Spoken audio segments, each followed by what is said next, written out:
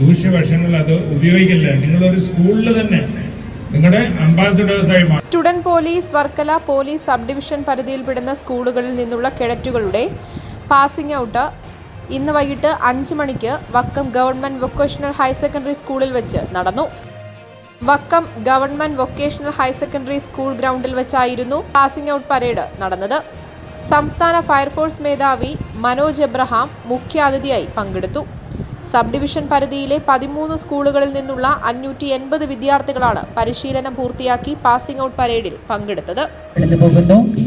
Nasrin government higher secondary school നാവായിക്കുളത്തിന്റെ നസ്രിൻ കടന്നു പോകുന്നു. MRM ഇപ്പോൾ ഡൈസിന് മുന്നിലൂടെ കടന്നു പോകുന്നു. SKV HS കടപ്പാട്ടുകോണത്തിന്റെ ആമിന A നയിക്കുന്ന 7ാം നമ്പർ